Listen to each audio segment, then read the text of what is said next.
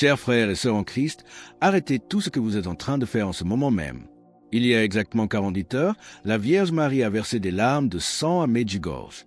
Ce qu'elle a révélé concernant le 2 mars 2026 à midi changera le cours de l'histoire humaine à jamais. Ce message est parvenu jusqu'à vous par des voies mystérieuses, mais sachez qu'il ne s'agit pas d'une coïncidence. C'est une intervention divine désespérée pour sauver vos âmes avant qu'il ne soit trop tard. Comme petit merci de nous rejoindre aujourd'hui, nous offrons un moment de bénédiction partagée. Commentez avec le mot « foi » si vous êtes ouvert à recevoir une pensée finale spéciale dédiée à tous ceux qui participent. Et s'il vous plaît, appuyez sur « j'aime » si vous appréciez ces moments. Enfant bien-aimé de Marie, ce que je m'apprête à partager est un message d'une urgence sans précédent. La Mère Céleste a parlé avec une gravité que l'on n'avait pas vue depuis les 2000 ans de l'histoire chrétienne. Si vous n'agissez pas dans les prochaines 24 heures, ou si vous ignorez cet appel désespéré du ciel, vous pourriez regretter cette décision non seulement pour le reste de votre vie, mais pour toute l'éternité. Dans les prochaines minutes, vous découvrirez exactement ce qui se passera demain à midi pile et pourquoi la Vierge a pleuré 3 fois de suite en transmettant ce message. Il y a 3 étapes spécifiques et urgentes que vous devez franchir ce soir avant minuit pour protéger votre âme et celle de toute votre famille.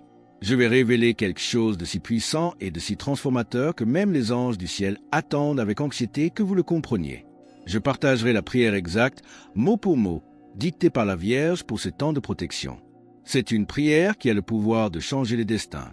Si ce message touche les fibres les plus profondes de votre cœur, si vous sentez votre âme vibrer à chaque mot, je vous implore de manifester votre soutien en cliquant sur « J'aime dès maintenant ». Pas par vanité mondaine, mais parce que chaque clic permet à Dieu d'atteindre une autre âme à la dérive. La Vierge Marie agit mystérieusement à travers la technologie pour apporter cet avertissement crucial à ceux qui en ont désespérément besoin. Tout semble étrangement différent depuis 72 heures, comme si l'air lui-même avait changé. Vous ressentez ce poids, cette sensation inexplicable dans votre poitrine, n'est-ce pas? Ce sentiment que quelque chose de monumental, qui changera tout à jamais, est sur le point de se produire. Ce n'est pas votre imagination.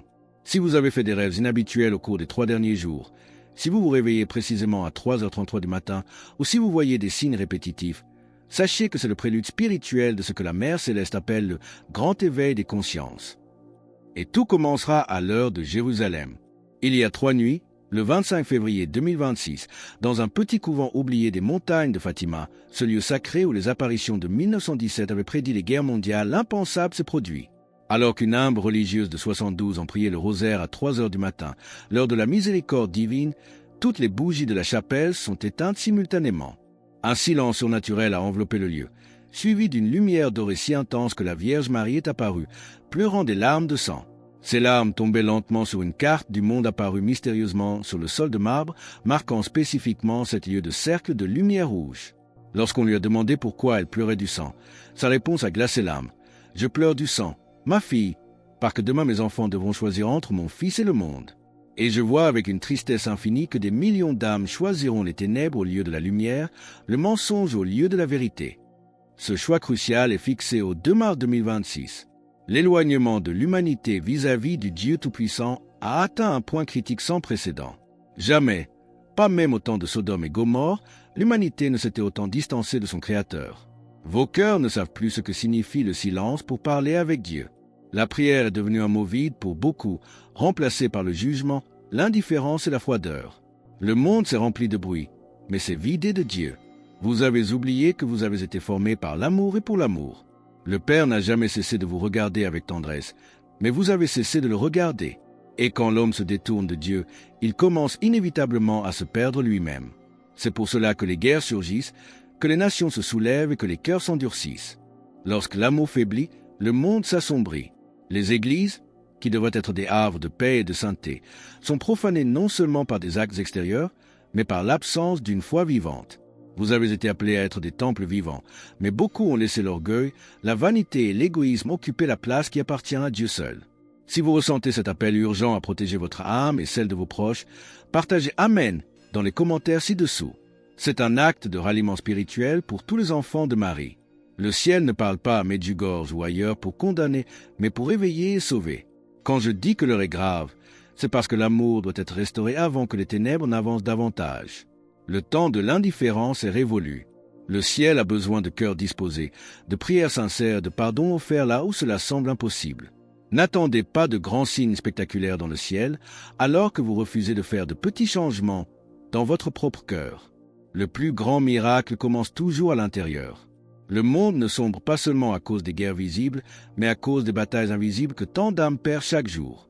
Il y a encore de l'espoir, il est encore temps de revenir vers le Père, mais une décision ferme doit être prise. Dieu respecte votre liberté, mais le véritable amour exige une réponse. Ne durcissez pas vos cœurs. Revenez à la prière simple, celle qui jaillit comme une conversation entre un enfant et son père. Revenez à l'amour concret, celui qui s'exprime par des gestes de compassion et de soin. Vivez l'évangile de Jésus-Christ non seulement en parole, mais avec votre vie entière. Le mouvement de grâce commence maintenant, dans chaque décision silencieuse de chercher la lumière plutôt que l'obscurité. Ne craignez pas les temps difficiles, craignez seulement de vivre loin de Dieu. Si vous restez inébranlable dans l'amour, aucune tempête ne pourra vous détruire. Le ciel observe l'humanité avec la douleur d'une mère qui voit ses enfants errer sans but, cherchant dans les choses matérielles ce que seul Dieu peut offrir. Vous vous êtes habitué à l'absence du sacré, comme s'il était normal de vivre sans la présence du Créateur au centre de tout. La prière est devenue pour beaucoup un dernier recours, alors qu'elle devrait être votre priorité absolue. L'âme s'affaiblit lorsque la communication avec le divin est rompue. Pour vous aider à rester ferme et à ne manquer aucun de ces messages de protection, je vous invite à cliquer sur j'aime et à vous abonner dès maintenant. Lorsque vous cessez de prier, l'obscurité trouve l'espace nécessaire pour agir dans vos vies. Les guerres extérieures que nous voyons aujourd'hui ne sont que le reflet des guerres internes. Le manque de pardon, l'orgueil et la poursuite effrénée du pouvoir. Sans paix dans le cœur, il ne peut y avoir de paix entre les nations. La plus grande profanation ne se produit pas seulement dans les temples de pierre, mais lorsque le cœur humain, créé pour être la demeure de Dieu, se ferme complètement à la grâce. Vous avez été faits pour être des lumières, mais beaucoup ont choisi de s'adapter aux ombres pour ne pas paraître différents. À Medjugorje, comme à Fatima, l'appel reste le même. Conversion, prière, jeûne et réconciliation. Ce ne sont pas des mots nouveaux, car la vérité ne change jamais. C'est la volonté de l'homme de l'écouter qui change. Quand je dis que le temps est sérieux, ce n'est pas pour générer du désespoir. C'est parce que l'humanité se dirige rapidement vers des choix qui auront des conséquences profondes. L'amour divin offre des opportunités infinies, mais la justice respecte les décisions que vous prenez en toute liberté. Dieu a besoin de cœurs fidèles, de familles qui choisissent la vérité et de jeunes gens qui n'ont pas honte de témoigner de leur foi, même quand le monde les ridiculise. La foi n'est pas une théorie, c'est une confiance absolue, même quand tout semble s'écrouler. Je vois la souffrance de tant de mères qui pleurent pour leurs enfants égarés, de tant de familles divisées par l'orgueil.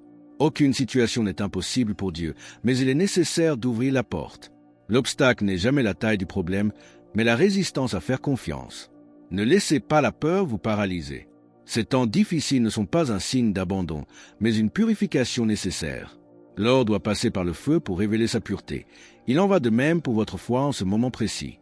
Jésus-Christ demeure le seul chemin sûr, la lumière qui ne s'éteint jamais. En dehors de lui, l'homme ne bâtit que des châteaux de sable. Réveillez-vous avant que vos cœurs ne deviennent totalement insensibles. Le temps de la grâce est grand ouvert en cet instant, mais n'attendez pas que tout s'écroule autour de vous avant de chercher le secours du ciel. Chaque jour est une opportunité de retour, chaque seconde une invitation à la transformation. Le monde peut sembler sombrer, mais l'espérance n'est pas morte. Tant qu'il y aura un cœur prêt à aimer, tant qu'il y aura quelqu'un prêt à s'agenouiller pour demander miséricorde, la lumière continuera de briller. Soyez cette lumière au milieu de la nuit. Écoutez-moi avec un cœur attentif. Face à tout ce que vous voyez se produire, je vous demande de prier avec persévérance. La prière est le bouclier invisible qui protège vos foyers. Elle est la clarté qui empêche les ténèbres de dominer vos demeures. Fortifiez vos familles, car la famille est le premier autel où Dieu désire être aimé. C'est à l'intérieur de vos maisons que le bien ou le mal commence à croître. Lorsque la prière disparaît du foyer, la division s'installe. Lorsque le pardon cesse d'être pratiqué, l'orgueil prend le contrôle. Le plan de l'ennemi est de détruire tout ce qui est sacré. Il désire attaquer la foi, confondre les esprits, affaiblir les mariages et séparer les enfants de leurs parents. Il travaille par la division, le mensonge et une séduction silencieuse qui fait paraître le péché petit et sans conséquence. Mais vous n'avez pas été créé pour vivre dans la ruine, vous avez été créé pour la victoire de l'amour. Ne sous-estimez pas les petites concessions au mal. L'ennemi ne commence pas par tout détruire d'un coup, il affaiblit peu à peu en retirant la prière et en refroidissant la charité. C'est pourquoi je vous en supplie.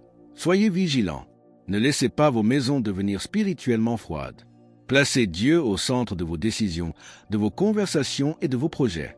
Rassemblez-vous pour prier, même si ce n'est que quelques minutes. La prière familiale possède un pouvoir que le monde ne peut comprendre.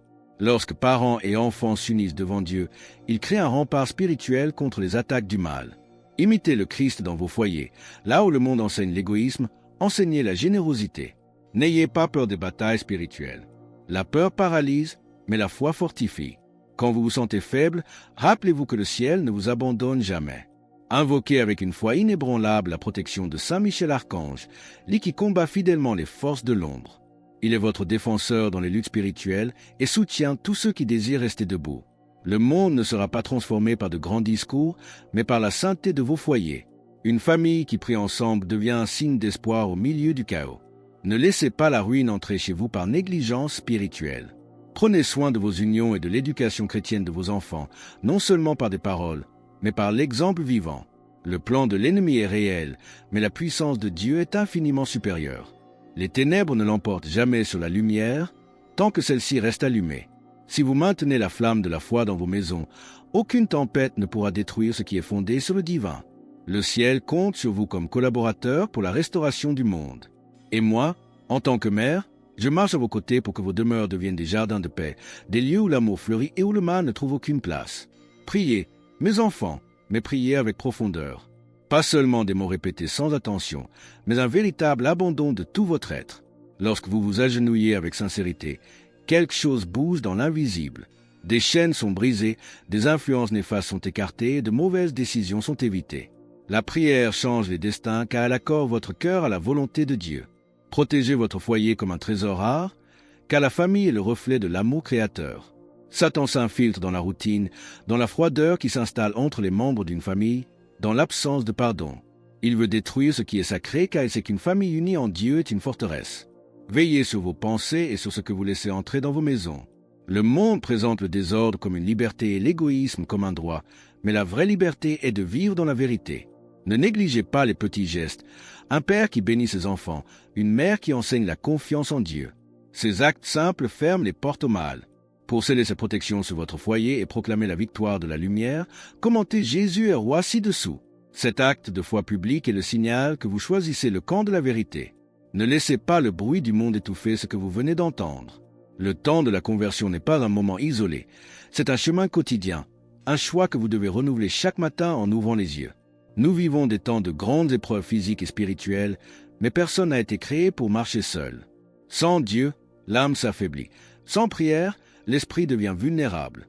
La conversion est un retour au Père, une reconnaissance humble que lui seul peut restaurer ce qui a été brisé. Ne craignez pas de reconnaître vos faiblesses, car l'humilité est la porte d'entrée de la grâce. L'orgueil, au contraire, maintient le cœur prisonnier des ombres. La plus grande crise actuelle n'est pas économique ou sociale, elle est spirituelle. Lorsque l'homme perd le sens de l'éternité, tout le reste perd son équilibre. Soyez forts en Jésus-Christ. Il est le rocher inébranlable, la lumière qui ne faiblit pas. Être fort en lui ne signifie pas ne pas souffrir, mais avoir une confiance absolue même au milieu de la douleur. Rien n'est inutile lorsqu'on le vit en sa présence. Cherchez la réconciliation, restaurez les liens rompus et n'attendez pas de ressentir quelque chose d'extraordinaire pour commencer à prier. La fidélité dans les petits actes construit une foi solide. Pour continuer à fortifier votre âme et recevoir les instructions finales pour la journée de demain, cliquez sur la vidéo qui s'affiche maintenant sur votre écran. Elle contient des détails cruciaux que vous devez connaître avant midi. Demain, le 2 mars 2026, sera un jour de choix. Ne remettez pas votre décision à plus tard, car demain ne vous appartient pas encore. Chaque instant est une chance de dire oui à l'amour. Soyez courageux, soyez persévérants. Je marche avec vous, intercédant pour chaque famille qui lutte pour rester fidèle. Que la paix du Seigneur repose sur votre demeure, maintenant et pour l'éternité.